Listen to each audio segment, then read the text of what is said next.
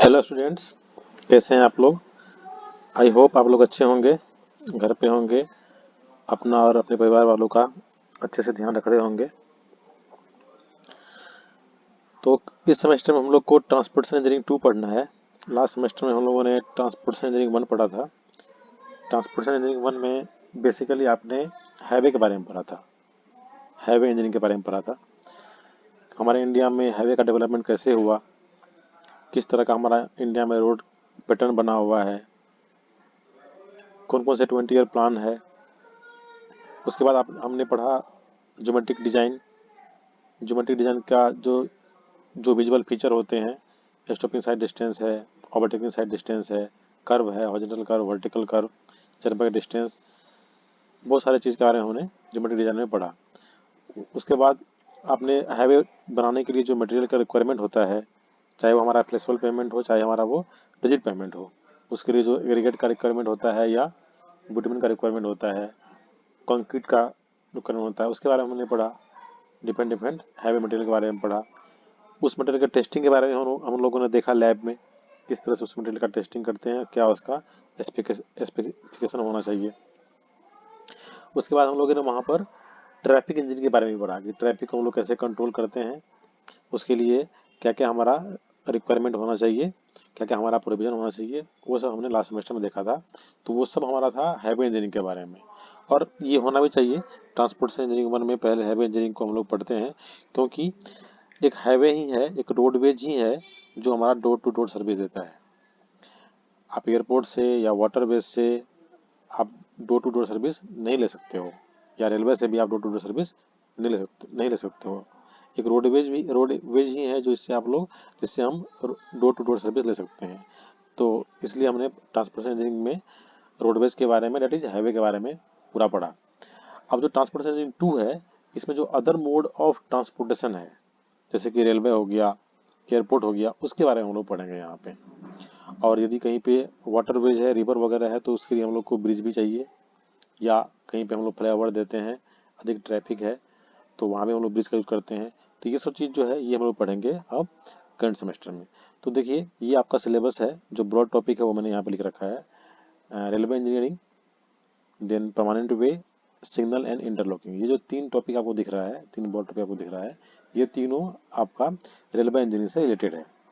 इसमें आप देख सकते हैं कि उसके बाद जो नेक्स्ट है वो इंट्रोडक्शन टू ब्रिज इंजीनियरिंग है। तो ये ब्रिज इंजीनियरिंग के बारे में पढ़ेंगे इसमें। और नेक्स्ट हमारा है जो फाइनल है वो हमारा है एयरपोर्ट के बारे में।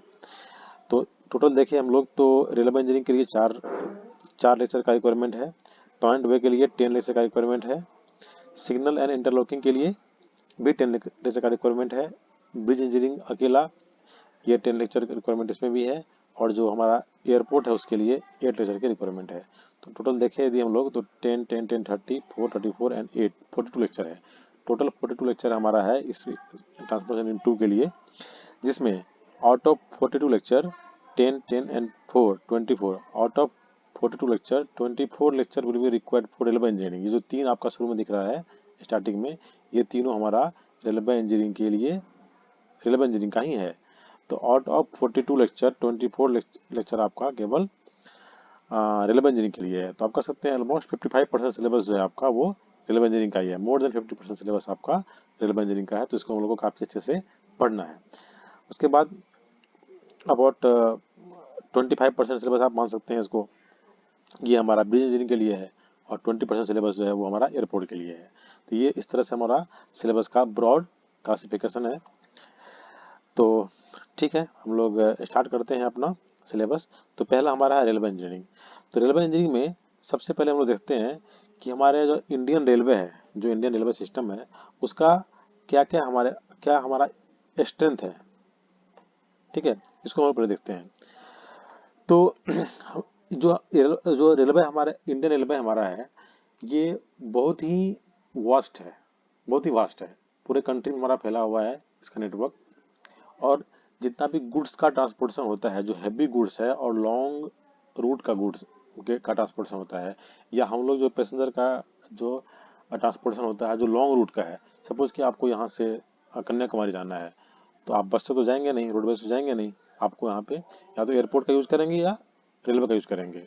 ठीक है, एयरपोर्ट ऑब्वियसली कॉस्टली है और रेलवे आपका उतना कॉस्टली नहीं है, कम, ये सबके लिए हमारा मतलब कि अफोर्डेबल है।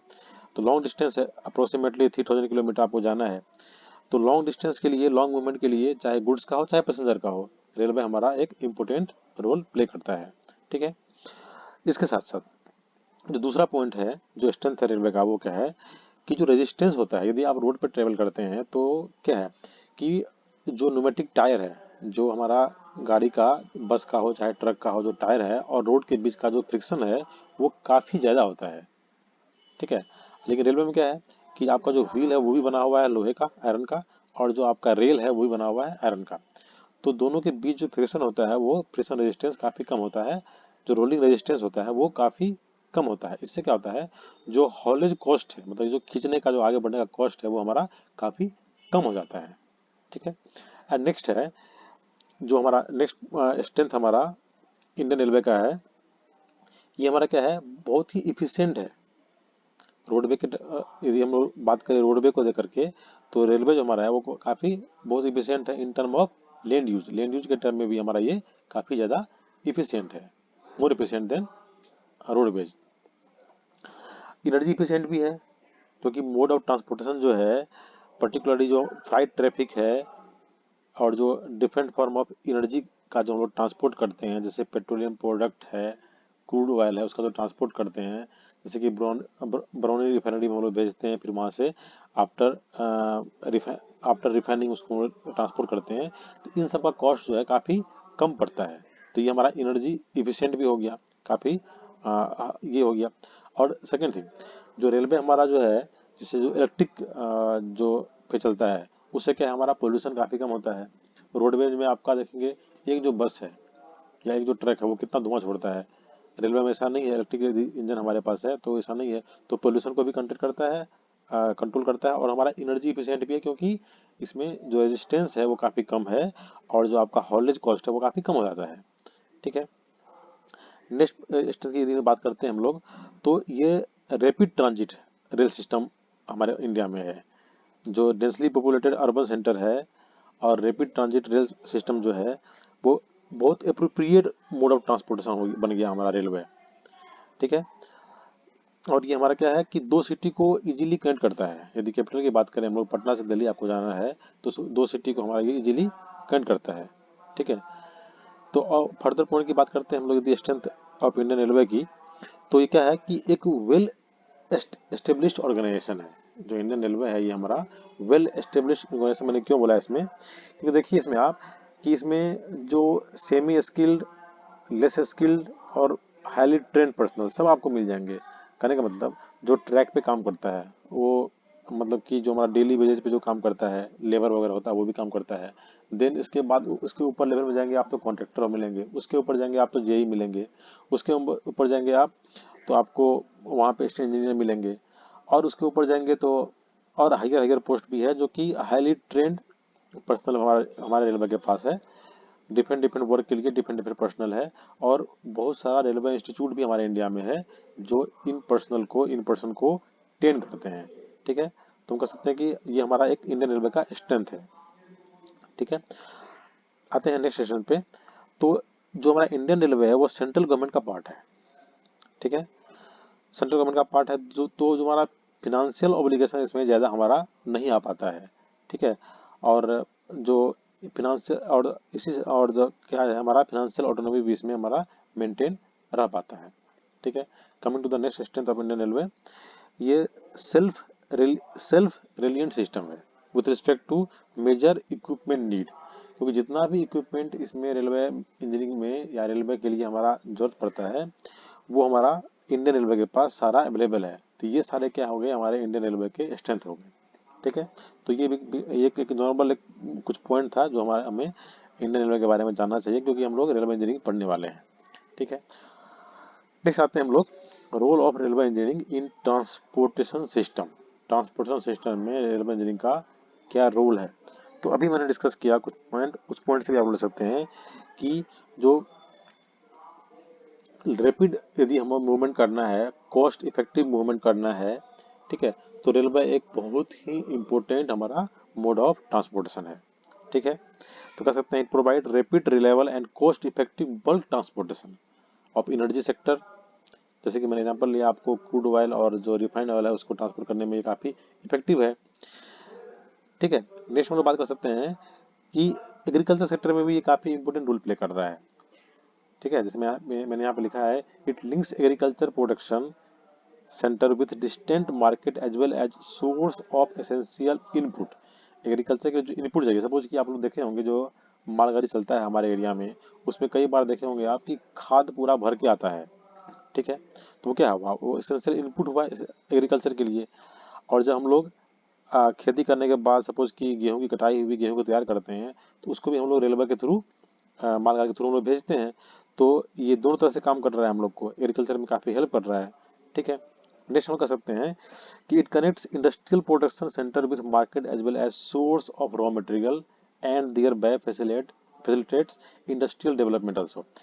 कहने का मतलब, जैसे आप देखते हैं कई बार कि मालगाड़ी में सीमेंट आ रहा है भर करके, तो क्या देखें आप कि जहाँ पे हमारा फैक्ट्री वगैरह सीमेंट का है वहाँ से प्रोडक्शन हुआ और सीमेंट का सप्लाई हुआ। और कई बार आप ये भी देखेंगे जो रॉ मटेरियल है, जो सीमेंट के लिए हमारा आर्जिलियस मटेरियल है और जो कैल्केस मटेरियल है, वो भी हमारा मालगाड़ी में सप्लाई होता है। तो दोनों तरह से काम कर रहा है।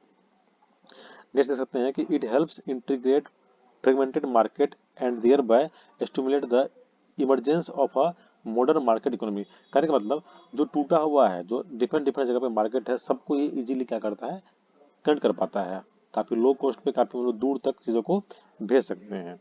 ठीक है, और नेक्स्ट देखते हैं हम लोग इसमें कि in the process Indian railway has become a symbol of national integration and a strategic instrument for enhancing our defence preparedness. Defence preparedness में हमारा काफ़ी इंपॉर्टेंट रोल प्ले करता है। आप लोग कई बार देखे होंगे कि रेलवे में आर्मी बोगी फिक्स रहता है। कई बार तो पूरा आर्मी के लिए अलग से रेलवे चलाया जाता है, उसमें पूरा उसके आर्म्स होते हैं, सारे आर्मी पर्सनल होते हैं, सारे को ट्रेवल करने के लिए अलग से रेलवे दिया जाता है। ठीक है,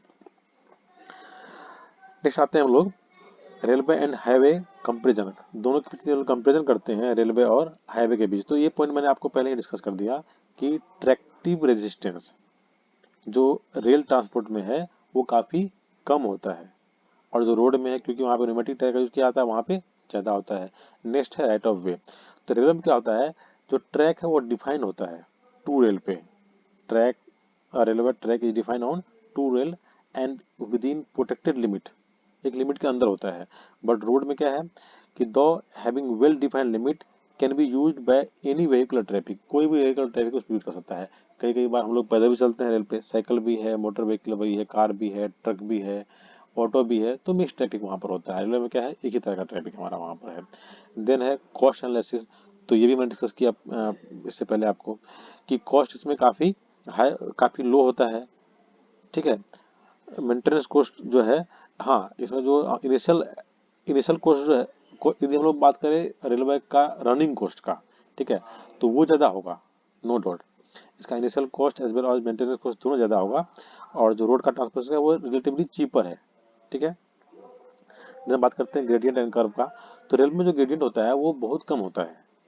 वो आप देखेंगे यहाँ पे लिखा हुआ है कि 1/100 ये आपको मिलेगा, नॉट मोर देन 1/100। आपको इससे अधिक ग्रेडियंट कभी आपको नहीं मिलेगा।